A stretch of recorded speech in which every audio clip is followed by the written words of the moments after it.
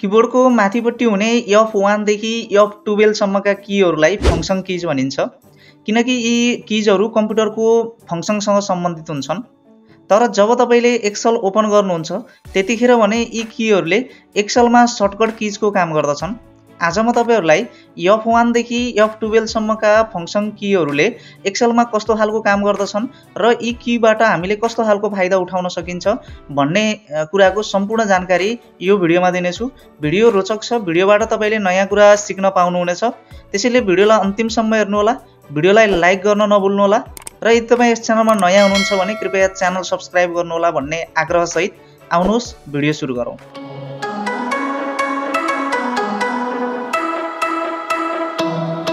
मैले यहाँ F1 देखि लिएर F12 सम्मको नाम दिएर सिटहरु क्रिएट गरेको छु। म क्रमशः यिनीहरुको कामको बारेमा जानकारी दिँदै जानेछु।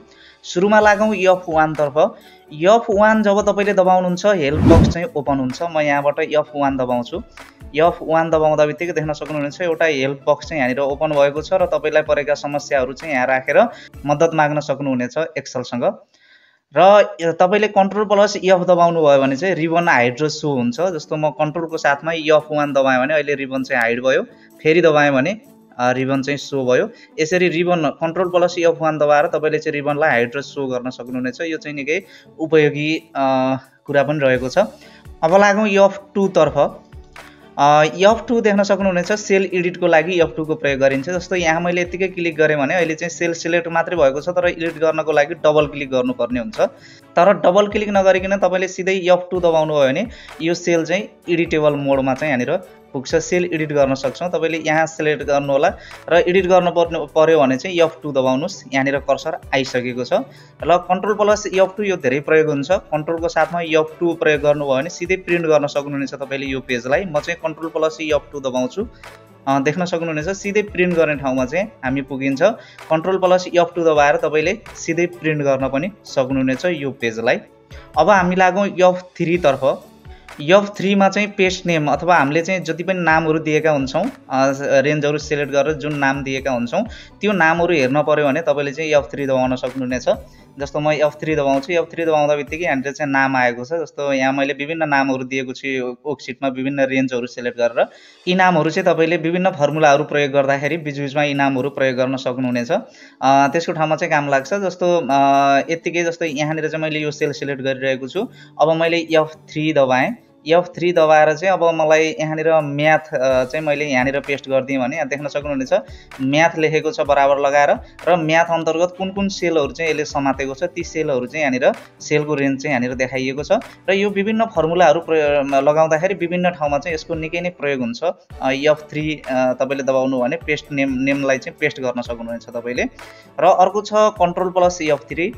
कन्ट्रोल प्लस F3 गर्दा बित्तिकै तपाईले नेम म्यानेजरमा जान सक्नुहुनेछ। जस्तो म कन्ट्रोल प्लस F3 दबाउँछु। यहाँनिर चाहिँ नेम म्यानेजर आएको छ।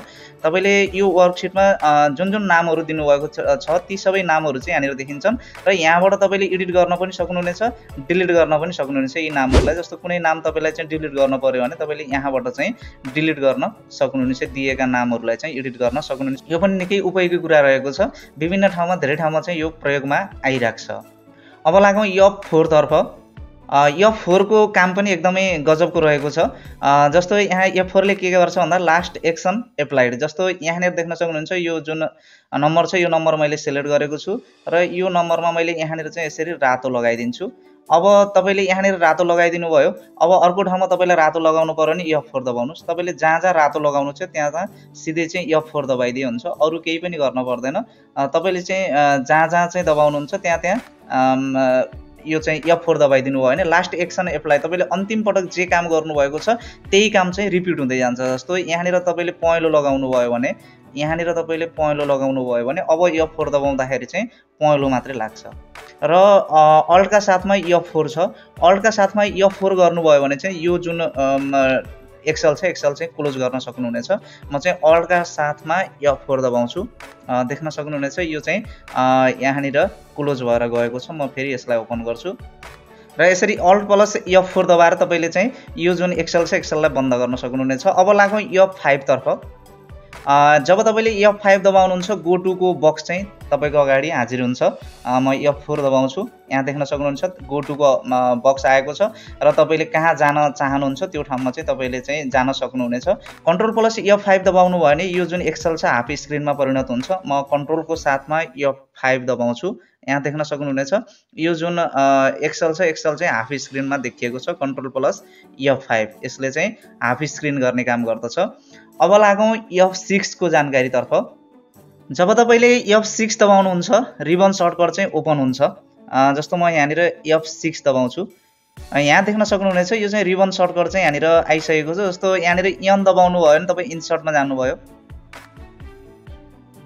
त्यस्तै गरेर यहाँ भित्र पनि अनेकौं यी कीहरू चाहिँ यहाँनिर देखाएको छ। तपाईँले जुन की दबाउनु भयो त्यही फङ्सनमा चाहिँ त्यही कमान्डमा तपाईँ पुग्न सक्नुहुनेछ। यो चाहिँ F6 ले चाहिँ रिबन सर्टकट ओपन गर्ने काम गर्दछ।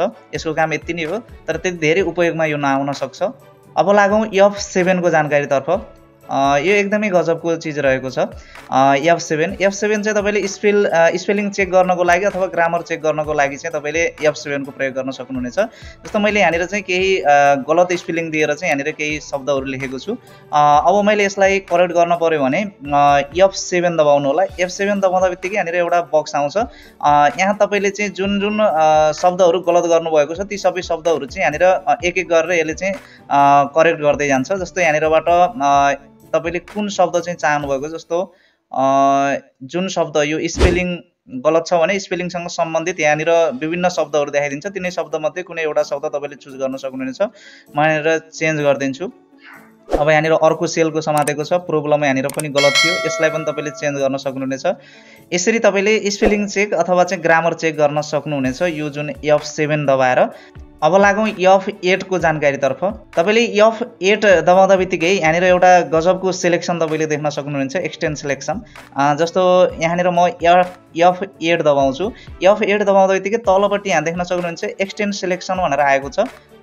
यसको मतलब के भन्दा तपाईँको कर्सर जहाँ छ त्यहाँदेखि जतापट्टि पनि तपाईँको सिलेक्ट हुन सक्छ, तपाईँले सिलेक्ट गर्न सक्नुहुन्छ। जस्तो मैले जहाँ क्लिक गर्यो यो सेलदेखि त्यहीँतिर चाहिँ यो सिलेक्ट हुँदै गइरहेको छ। यस्तो खालको सिलेक्ट तपाईँले चाहिँ विभिन्न ठाउँमा चाहिएको अवस्थामा चाहिँ गर्न सक्नुहुनेछ। यस्तो खालको यहाँ अहिले क्लिक हुँदा साथ यसरी सिलेक्ट भइरहेको छ। यो जुन सेलमा मैले सुरुमा क्लिक गरेको थिएँ त्यो सेलबाट दायाँ बायाँ जतातिर पनि यो मैले जतातिर क्लिक गर्छु त्यतातिर चाहिँ सिलेक्ट हुँदै गएको छ।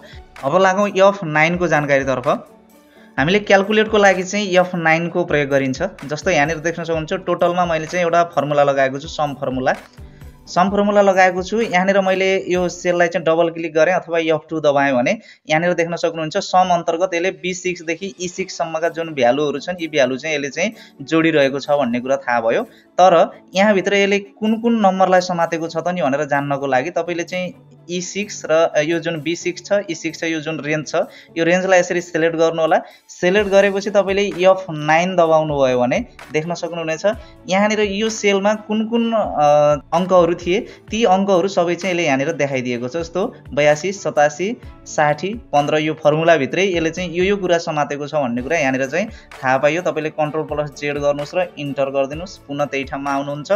अब यसमा जुन छ यसमा पनि तपाईले त्यही गर्न सक्नुहुनेछ। जस्तो यहाँनिर चाहिँ B7 देखि E10 सम्मका चाहिँ समातेको भनेको छ, तर यहाँ कुन कुन अंक समातेको छ त नि यसले भनेर जानकारी लिनको लागि तपाईले यसलाई सिलेक्ट गर्नु होला र चाहिँ F9 दबाइदिनु।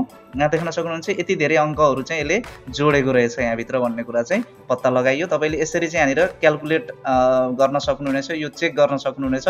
हरेक ठाउँमा यो चाहिँ तपाईलाई चाहिन सक्छ। पुनः Ctrl+Z गर्नुस् र इन्टर गर्दिनुस्, पुनः त्यही ठाउँमा चाहिँ तपाई आउनुहुनेछ। अब Ctrl+F9 चाहिँ एक्सेल मिनिमाइजको लागि हो। जस्तो Ctrl+F9 मैले दबाएँ भने यो जुन एक्सेल छ एक्सेल चाहिँ मिनिमाइज हुन्छ। एक्सेल मिनिमाइजको काम यसले गर्छ। अब F10 को जानकारीतर्फ लागौं। F10 र F6 को काम उस्तै हो। म F10 दबाउँछु। F10 दबाउँदादेखि माथिपट्टि चाहिँ यस्तो खालको चाहिँ यो जुन रिबन बार छ यो ट्याबहरू चाहिँ सक्रिय भएका छन्। यसरी ट्याबहरू एक्टिभ गर्न सक्नुहुनेछ। तपाईले एरो कीको सहायताले यताउता लान पनि सक्नुहुनेछ। यो जे होस् रिबन चाहिँ यो सक्रिय हुन्छ, एक्टिभ हुन्छ। यो F10 को काम यति नै हो। अब लागौं F11 को जानकारीतर्फ। F11 को पनि महत्त्वपूर्ण काम रहेको छ। जस्तो यहाँनिर मैले एउटा तालिका बनाएको छु। अब यो तालिकामा चाहिँ मैले यो तालिकामा कर्सर राखेर मैले F11 दबाएँ भने देख्न सक्नुहुन्छ यहाँ गजबको चार्ट चाहिँ यहाँनिर देखा परेको छ। अब तपाईँले चार्टको डिजाइन चाहिँ माथिबाट चुज गर्न सक्नुहुनेछ। यहाँनिर मेरो तालिकामा जसरी चाहिँ त्यहाँ तथ्यहरू रहेका थिए तिनै तथ्यहरूको आधारमा चाहिँ यहाँनिर यो चार्ट चाहिँ बनिसकेको छ। F11 तपाईँले जब दबाउनुहुन्छ, F11 दबाउँदा बित्तिकै चाहिँ तपाईँ सिधै चाहिँ यो चार्ट चाहिँ तयार हुन्छ। F11 चार्टको लागि हो। अब लागौँ F12 को जानकारीतर्फ। सेभ एज गर्नको लागि जस्तो यो फाइललाई चाहिँ तपाईँले लोकेसन बदल्न चाहनुहुन्छ अथवा अर्को नामले सेभ गर्न चाहनुहुन्छ, फाइल टाइप चेन्ज गर्न चाहनुहुन्छ, त्यस्तो हो भने तपाईँले चाहिँ F12 दबाउनु होला। जस्तो F12 म दबाउँछु। F12 दबाउँदा बित्तिकै देख्न सक्नुहुनेछ यहाँनिर चाहिँ यो जुन बक्स छ यो बक्स आइसकेको छ, जहाँ तपाईँले नाम पनि चेन्ज गर्न सक्नुहुनेछ, सेभ एज टाइप पनि चेन्ज गर्न सक्नुहुनेछ र चाहिँ फाइलको लोकेसन पनि तपाईँले बदलेर पुनः सेभ एज गर्न सक्नुहुनेछ। यो सेभ एजको लागि चाहिँ यो F12 को चाहिँ प्रयोग गरिन्छ। मैले यहाँ जे कुराहरू बताएँ यी बाहेक अन्य धेरै कामहरू पनि यी फंक्सन कीका हुन सक्छन् जुन मलाई थाहा नभएको हुन सक्छ। तपाईलाई यदि थाहा छ मैले बताए बाहेक अन्य कुनै कामहरू फंक्सन कीले गर्छन् भन्ने तपाईलाई थाहा छ भने कृपया कमेन्ट बक्समा कमेन्ट गर्नु होला। आजको भिडियो तपाईलाई कस्तो लाग्यो कृपया सुझाव सल्लाह र प्रतिक्रिया दिन नभुल्नु होला। फेरि अर्को यस्तै महत्त्वपूर्ण भिडियोका साथ उपस्थित हुने नै छु। त्यतिन्जेलसम्मको लागि म बिदा चाहन्छु। हस्त नमस्कार।